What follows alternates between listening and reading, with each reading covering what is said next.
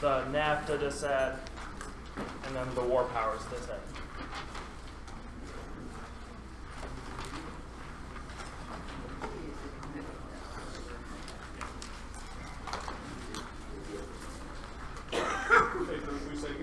Yep.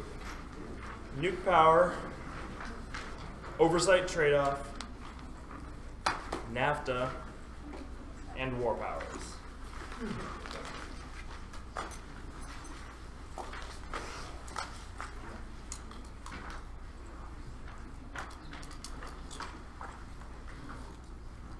Georgia, you good? All good. Panel? Sweet.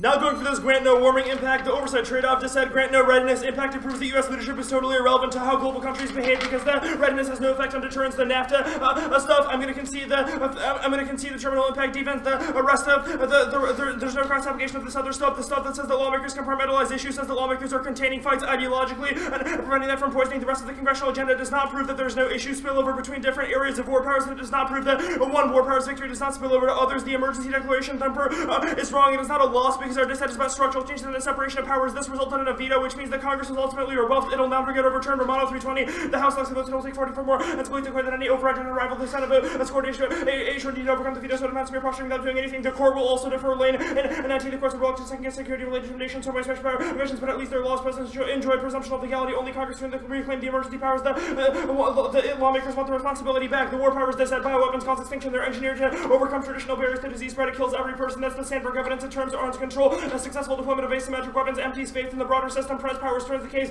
U-17 our Constitution favors protection of war, radical change, but national security for some of the 9/11 restrict terrorist nations. The executive needs flexibility, deliberation, quite the price of speed and 6 years to confront terror rogue nations and WMD full attempts at the time to introduce sweeping untested changes outweighs their impacts. Franco et al. 15 based on research by DoD and decreasing arsenal sizes. The consensus emerged that would be insufficient to render nuke winter credible. The restrictions now stuff current restrictions do not matter. No evidence says the president will lose those fights. Klukowski is definitive that the actual change of authority distributions is what triggers congressional aggrandizement. Goldegger and 18 the Trump decision brought House but little real pushback. Congress has been unable to block starting a real trade for all the talk of a shadowy deep state bureaucracy to watch the constraints for like muscles once atrophy. They require bulking before the competitor can get back in the game. Trump does not create freedom of action. He has merely revealed how difficult it is to prevent that the Democratic House is irrelevant. There will not be real pushback. That's server in 19 to 10 majority. What does this mean? Not much. The Washington is preoccupied. Why Congress isn't going to do much. The president has absolute power. The best assumptions that we know will changes even if the tone changes. The recent vote proves Democrats are still broadly in favor of expansive war powers. Moran 19. A common with this is the leftist anti-war Democrats have championed military interventions. Nominated a hawk. The left is united with the neoconservatives. The left has meant that the U.S. forces stay attempting to locate a handful of consistent anti-war Democrats. It's like trying to spot Vice President Mike Pence with a woman other than his wife. It's never going to happen. The Syria vote is not a thumper sermon.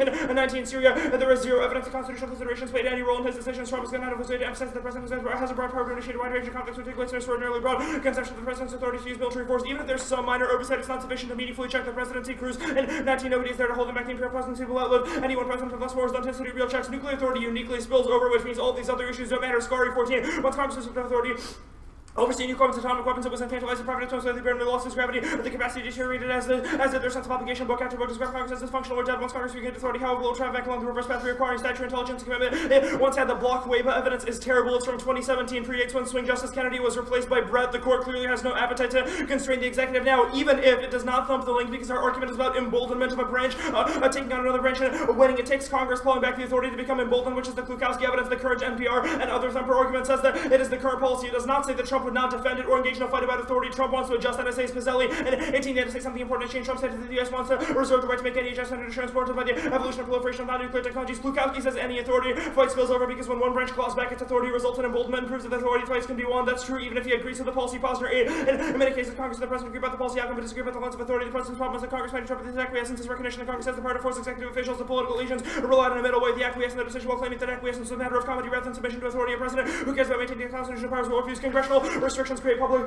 conflict, and cause the executive to be overly cautious. Man 10. With conflict comes stalemate or inaction. The President's ability to formulate and conduct foreign policy and respond to military threats of action arms control to authorize covert action or to engage in diplomacy is compromised by Congress's determination to play an active role at each stage. An administration concerned with diplomatic relations along Pennsylvania Avenue may find itself drained of creative energy and overly tentative in diplomacy. The plan also causes national security gridlock. Posner 10. Showdowns occur when the location of constitutional authority for an important position is ambiguous and multiple agents have a strong interest in establishing that the authority lies with them. This is when a showdown occurs. The government may be paralyzed. Showdowns arise only when there's disagreement about authority. Showdowns can arise when Congress and the President disagree about who decides decides what to about the policy outcome. Bioweapons defense, it causes extinction. That was in the overview. Remember, we do not need much of an impact, and their defense does not prove that there's no impact, only that the casualties might not be global. That is irrelevant, since even a citywide biological event would be a massive calamity, and since the counterplan absorbs the whole case, any chance to avoid that would be good. They also conceded the internal link to this argument, which says that the executive can contain pandemics. Empirically, pandemics have been massively damaging. The Spanish flu of 1918 killed hundreds of thousands and even millions of people globally. The executive responding to that would obviously be a global public good, and they cannot read defense to that because we don't need to win an extinction impact. Bioengineering is also very easy. That's the Sandberg evidence. Even a low-risk outweighs history, growing access, and a